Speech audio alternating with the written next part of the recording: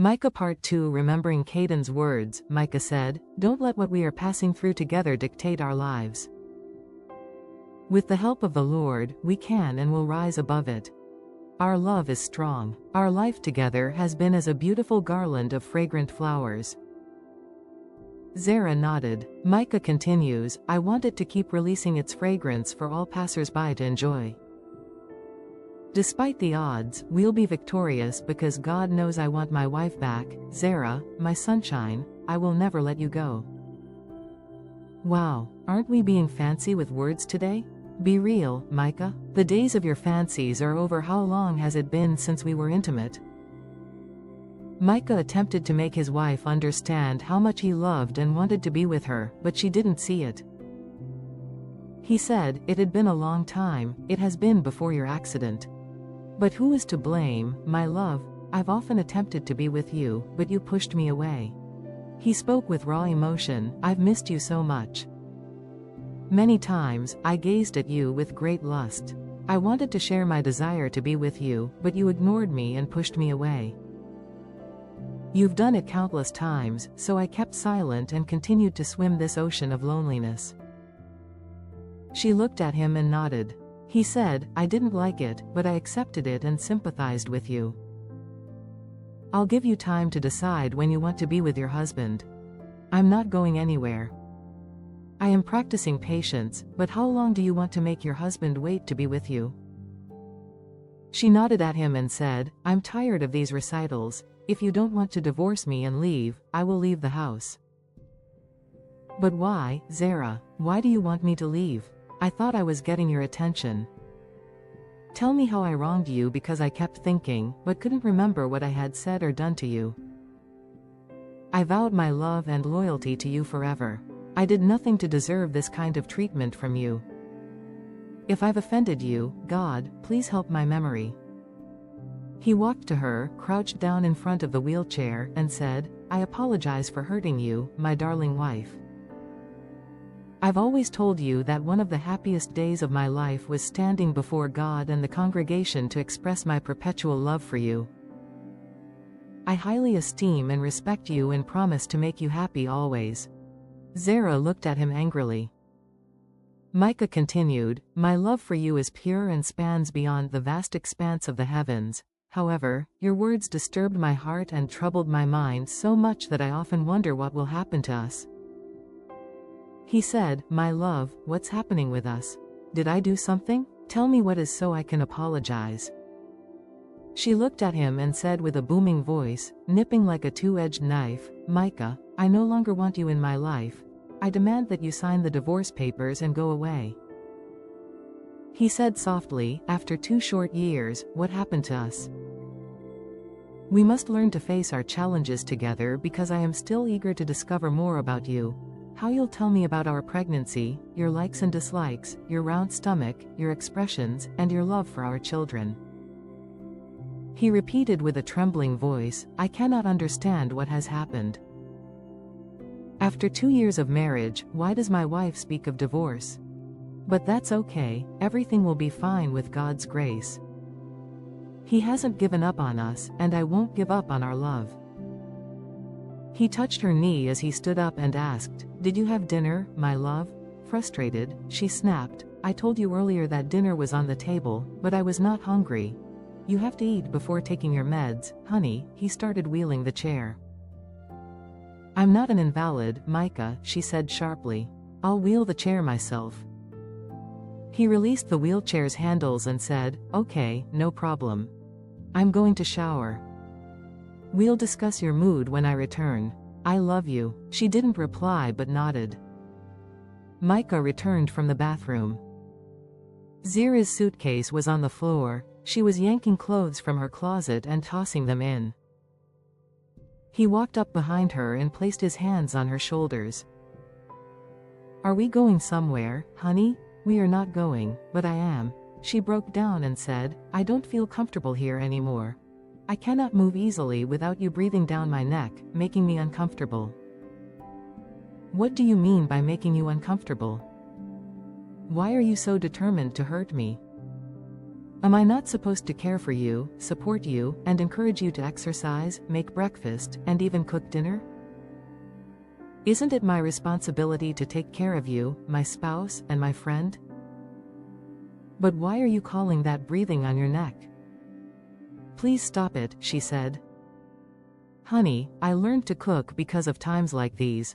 I wanted to be a good husband to you in the true sense and a good father for our future children. Closing his eyes, he said, as a couple, we don't do anything together anymore. I've missed the good times we used to have. I love you, Zerah. That's what hurts me the most. You've been so good to me, but all I've done is hurt you. He looked at her and said, What do you mean, honey? Hurt me? You didn't hurt me, you would never hurt me intentionally. I realize how upsetting this must be. Your feelings are completely valid, but you were involved in an accident. She covered her face with her hands. Micah said, I don't think you can imply that being in an accident is hurting me. It was an accident, honey. It's a trial we are going through, my love. This is a test of our love, he said with a smile. I'm ashamed of myself and ashamed to look at you, she said, choking on tears. You've always put me first, but what did I do? Tried to sabotage what we have. What is troubling you so much? He asked as he walked in front of the wheelchair. Talk to me, my sunshine. I don't want to see you like this, it's tearing me apart, my love. Stop it, Micah, I'm not good enough for you. You don't deserve someone like me. Honey, I understand more than you think why you feel that way, but it's too late. Now isn't the time to dwell on regrets. I love you, and I know you love me, too. The situation is upsetting, don't let it stress you. All will be well. I wish I had died in that accident. Why are you expressing such atrocity? Why do you want to leave this marriage and make your husband a widower? Where would I be without you?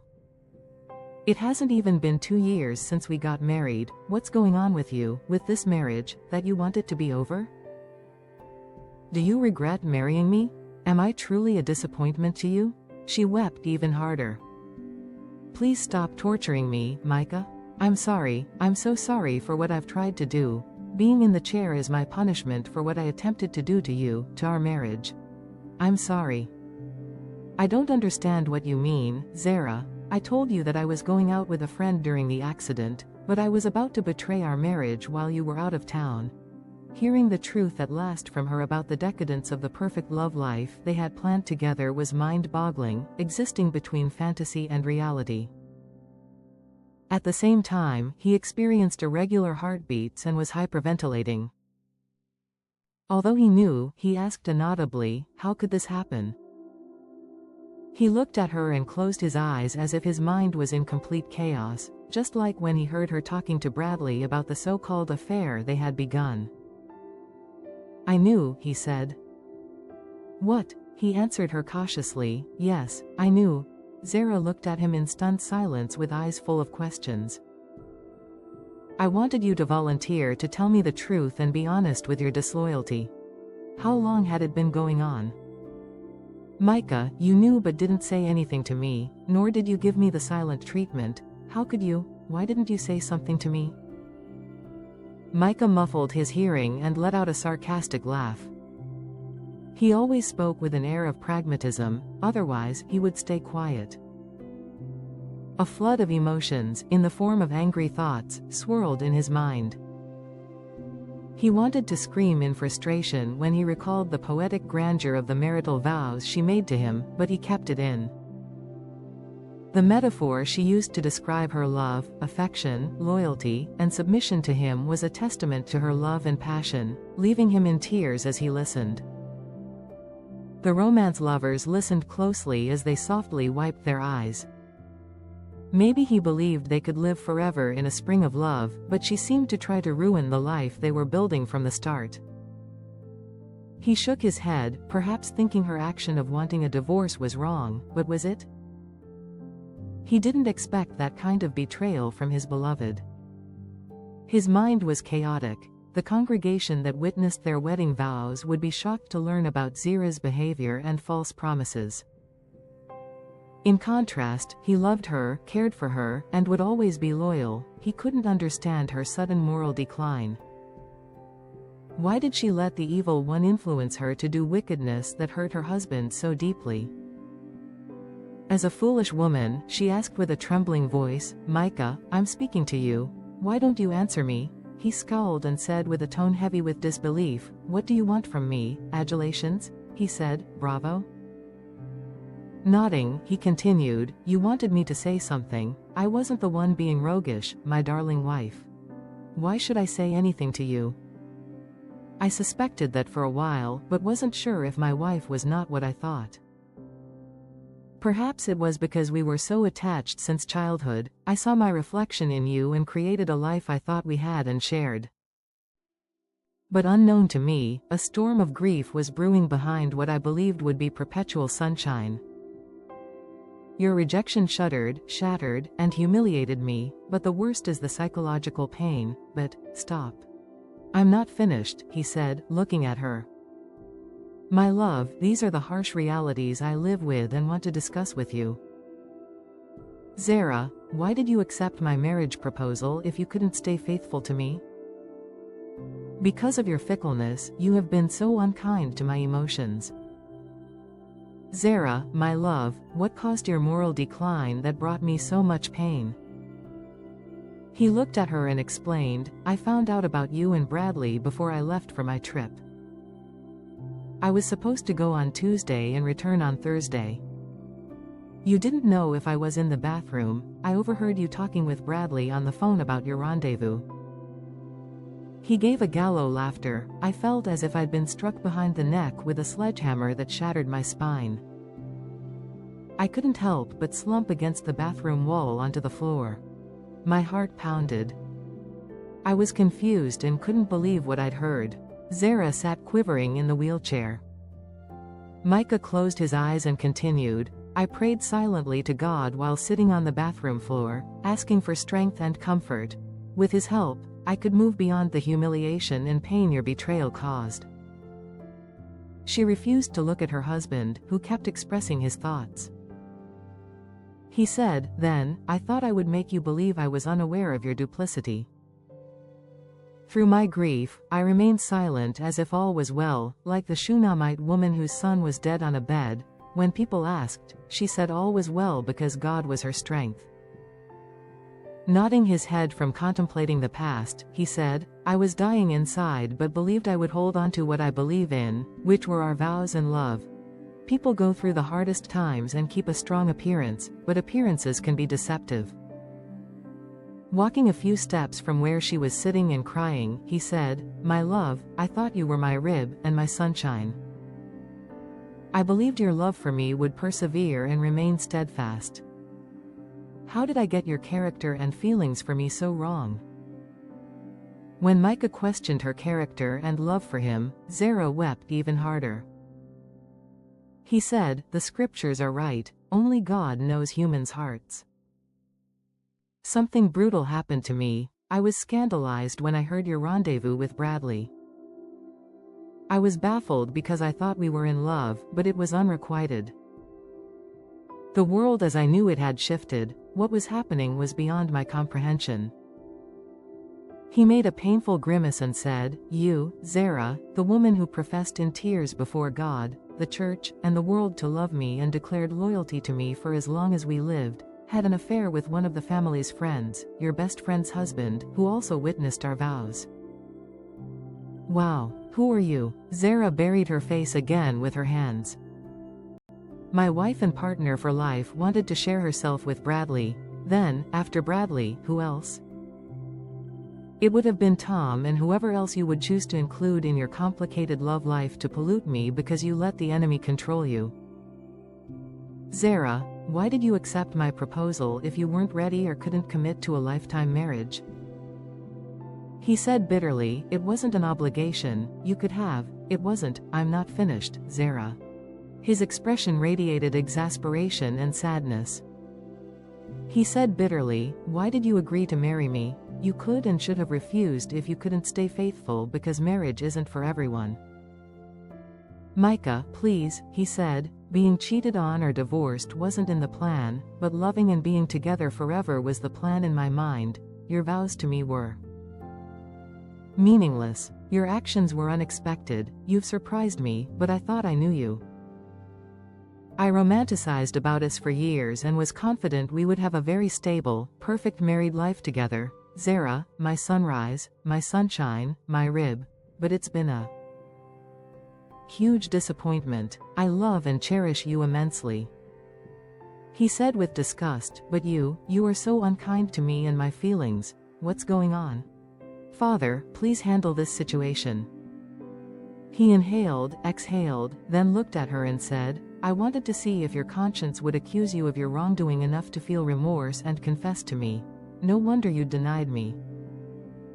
Micah, please, I'm sorry. I'm sorry, Micah, please, forgive me. I'm sorry, I'm not impressed with your insincere apologies. Your actions are a slap in the face. I thought we were meant to be together, to love, and to stay faithful forever, but forever faithfulness wasn't in your plan. Zerah, why did you want to destroy something I considered precious, beautiful, honored, and blessed? She wept aloud. He said with clenched teeth, what drove you to do something that could have caused a terrible rift or torn us apart? I thought, no matter how long we were apart, you would wait for me, and vice versa. I never imagined that the woman I love would seek someone to replace me while I was away. She bowed her head and wept as Micah expressed his grief and concern. What kind of behavior is that, my darling wife? He cited Jeremiah chapter 17 verse 9, the heart is deceitful above all things and desperately sick. Who can understand it? He also quoted Proverbs chapter 12 verse 4, an excellent wife is the crown of her husband, but she who causes shame is like rot in his bones. Micah was bombarding Zerah with a series of speeches and biblical quotes. She wished she didn't have to hear them. Her head drooped under the weight of shame. She shrank smaller and smaller into a speck. Maybe she wished she could disappear altogether. Vanishing seemed better than listening to her husband's rebuke. Overcome with grief, her eyes burned with unshed tears. Suddenly, she broke down and burst into tears. Micah's mind spun with thoughts and feelings. He said, we were so excited just days before our wedding, we couldn't wait. It was the happiest day of my life, but now you want a divorce. Trying to cope, he smiled and said, you think I would give in to the demon's demand? What hurt me most was that I was caught in the middle of your theatrics. Despite everything, I believe we'll get through this. Tears kept streaming down her face. I'm sorry, Micah. I love you, she said sincerely. I'm sorry. He gazed at her. She appeared remorseful. He said, stop it, stop acting as if you cared. Please, Micah, stop highlighting my mistake. I'm sorry for hurting you and both of us. Invigorated with jealousy and frustration, perhaps wondering what prompted Zerah to choose a path of betrayal, he said, infused with discontent and disbelief, you said you love me. He burst into maniacal laughter. Your actions reveal the true nature of your love, my sunshine. This was an unexpected storm. Who would have thought my darling wife had her eyes on someone else? This was an unforeseen disaster? He said poignantly, I wanted to enjoy a beautiful life and eternal sunshine with you, but not this, Zerah. Surprise, surprise, the joke is on me. I'm stunned to see the love my wife demonstrated for me. Putting her palms over her ears, she said, please stop, Micah, you are hurting me. Stop, did you say? The emotional distress I've been feeling for the past few months compelled me to speak up. Am I not allowed to do so? Perhaps, to ensure she felt more remorseful, he said, my love for you is astronomical and effortless, but yours for me is lacking. But before the accident, you expressed your love excessively and made me magnetically attached to you. What a hoax. She was calling his name. He couldn't hear her. I guess I learned something new. One doesn't need another to brighten their life. One has to be prepared for such a storm and be their own sunshine and happiness in. But I love you, Micah. It was a mistake. He said with a voice tinged with disgust, I can do without this fickleness. I'm sorry. Stop your feigned apologies. She bowed her head, perhaps in shame for disgracing their love. You are sorry because you got caught and are in a wheelchair. If it hadn't happened, you would have continued with your plans. He looked at her wonderingly and said, whether you want to admit it or not, your actions revealed your love for me loudly and clearly. He took a deep breath and said, Zerah, you don't know the kind of sadness my heart and mind endure. I believed our love was pure and sacred and would withstand all of life's tests. Tara wheeled the chair to come near him. I don't think you realize or care about how serious your actions against me and our marriage are, but every time I think of that offense, it causes me headaches and heart palpitations. He walked to the window, folded his arms across his chest, and said, from the beginning, my heart and mind have been pure. I loved you and wanted to be with you, and only you. I never imagined our marriage would be caught in such a whirlwind. Micah, I'm sorry, I know. I know, my love, he said sarcastically, but I must tell you that I feel overwhelmed by these unpredictable and terrible issues and must try to live with the uncertainty that anything could happen again because you have poor judgment and lack self-control. Smiling, he said, but we will get through this together. May the Lord help us, please, Micah, she cried. Forgive my thoughtlessness, please.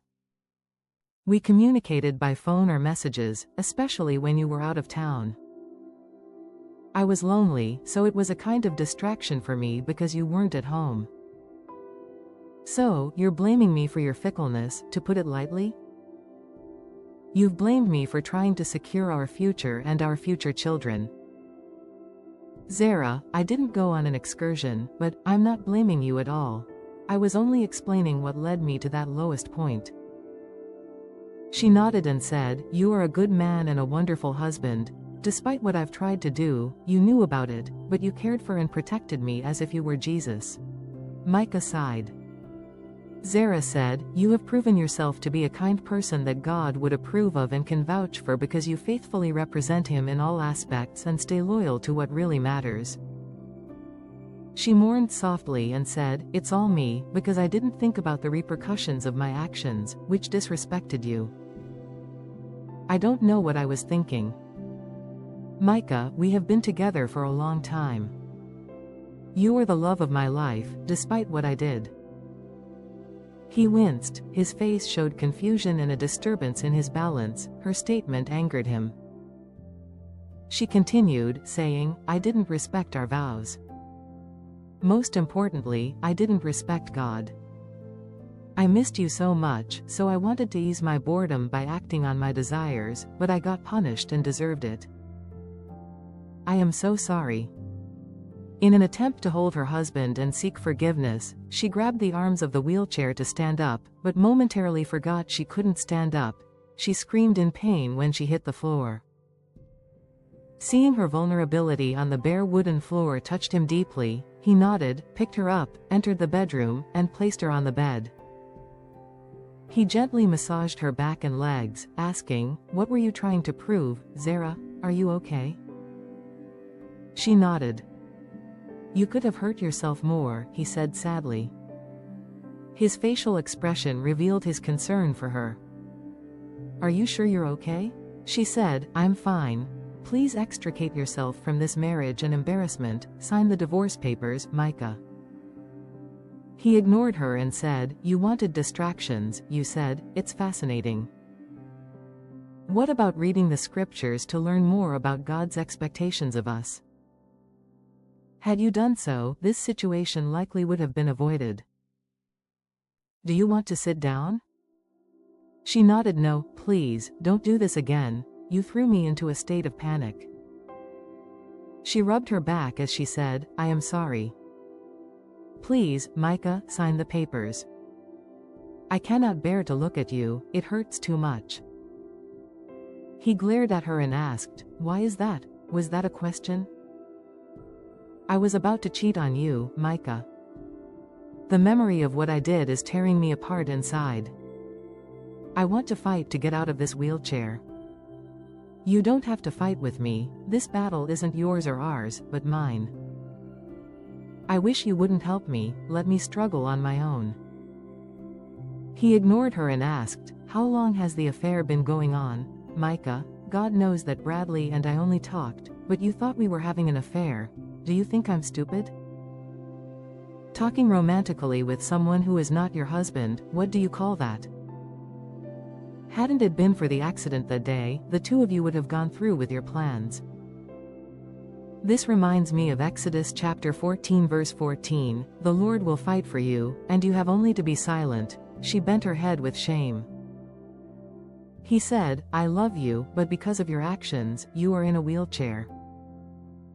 You're not happy, however, if that's what it takes for you to think about your comportment, so be it. Who am I to say otherwise? Zerah bowed her head in sadness and remorse, tears streaming down her face. I am sorry. God knows how much I regret my actions. You said you must live with the uncertainty that anything can happen, but you are wrong, Micah, it will never happen again. God help me, Micah smiled. She continued, I was thoughtless, foolish, and impatient. I have no right to say how much I love you because my actions proved my insanity by trying to.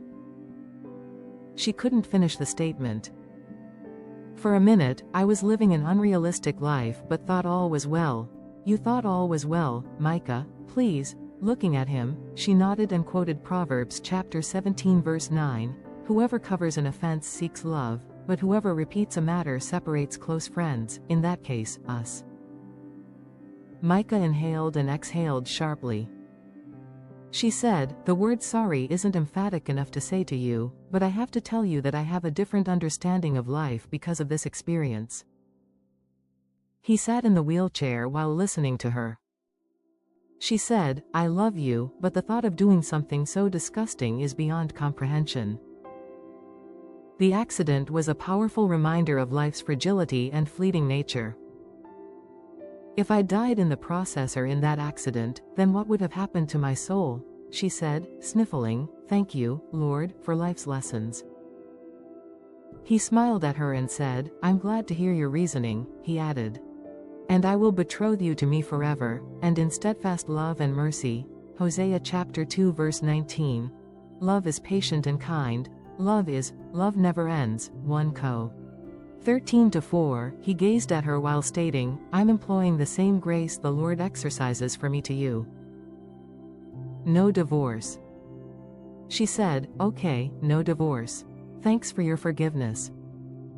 Good. I want my wife, because I want us to start a family. What do you think? Smiling, she said, I agree. He bent down, kissed her forehead, and said, I'm going for a walk. I'll be home soon.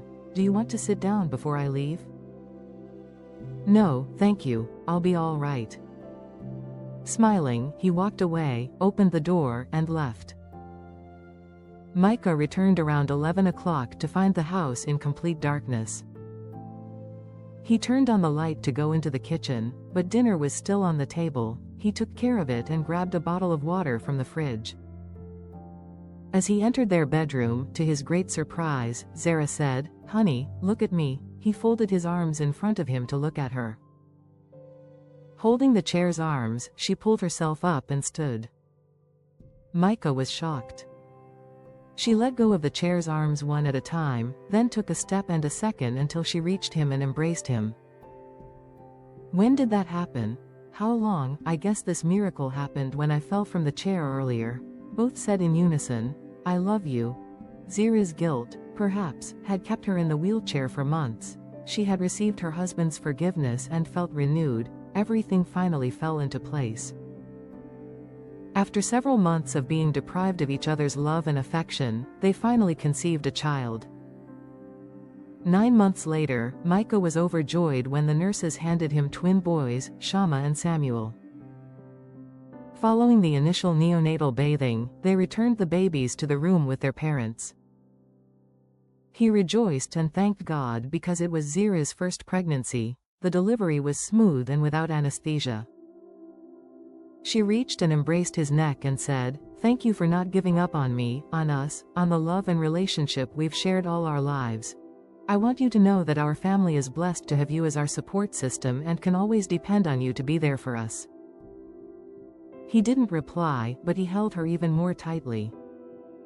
"I have loved you with an everlasting love, therefore, I have continued my faithfulness to you." Jeremiah chapter 31 verse 3.